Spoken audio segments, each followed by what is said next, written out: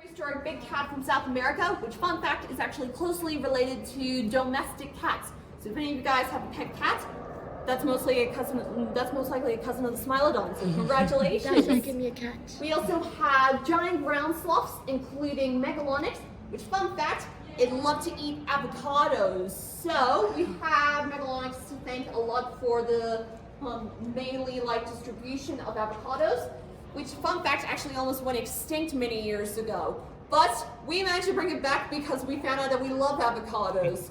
But avocados basically have a very long history because of most of the ground sloths, because they were the only animals that could actually eat them, and they were the only animals that could actually swallow the seeds as well. We also have a cave bear, which, fun fact, despite their fierce-looking size there, they actually are not a carnivore. They're actually mainly a herbivore, so they were mainly eating berries and shrubs and all that. The only time they ate meat was if they were scavenging or if it was very desperate times. Basically, yeah. Now over here are our Australian animals. So we've had a very good history when it comes to finding Australian marsupials and even Australian megafauna. So one of my favorites here that we found in Australia is a giant 5-meter long lizard by the name of Megalania. And it's this one right here. So we managed to find the vertebrae of it, and we can guess what its size was by comparing it to some other monitor lizards. Now for context, the biggest lizard that we have in Australia is the Parenti currently, and that's around 2.5 meters long in length. Komodo dragon, which is the largest terrestrial lizard, is 3 meters long. Now compare that to Megalania, which is 5 meters long. Who do you think would win? Megalania, yep. Now we also had a very unique predator here in Australia as well, and that is the marsupial lion, aka the Thylacolea. So Thylacolea had a very unique set of teeth. It had 2 front teeth which were quite sharp, and if you look at the back, the teeth at the back were very blade-like, so it was a bit like a guillotine in a way. And that gave us a sign that these guys were actually perfectly adapted for hunting large prey, such as Diprotodon, aka the very giant wombat. There was also the Meriglossus, a lovely giant echidna, which was the size of a sheep. We actually have a little picture of this guy right here. Yep, imagine an echidna the size of a sheep. We also had the short-faced wallaby and kangaroos, and we even have one creature that unfortunately went extinct almost 100 years ago, and that there is the thylacine, also known as the Tasmanian tiger. Unfortunately, this guy went extinct mainly due to us, but we do have some good news.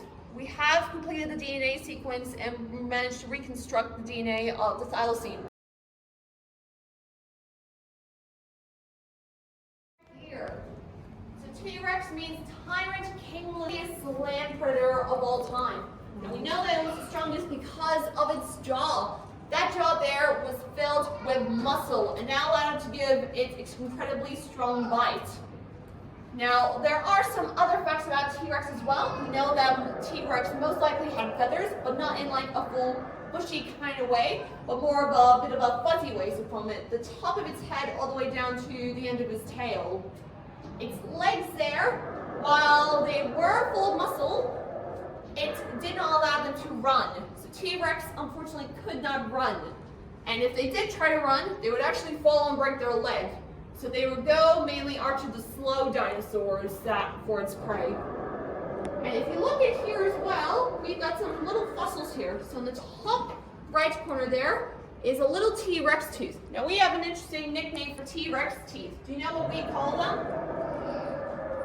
We call them deadly bananas. Due to the fact that T-Rex's teeth look exactly and are shaped exactly like a banana, just like these guys right here.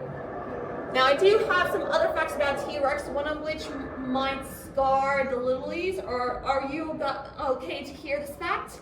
Yeah. It might scar you for life, are you sure? Mm-hmm. All right, are you guys ready for this too? All right, here's the fact. T-Rexes can't roar. What the? Excuse me, what? They don't roar. They don't have a place for their vocal cords to be. So the roars you heard in Jurassic Park prehistoric planets, prehistoric park, and even walking with dinosaurs, not real. Oh. However, they weren't mute. I hope you enjoyed my videos, so please like, subscribe and share so you can watch more informative videos.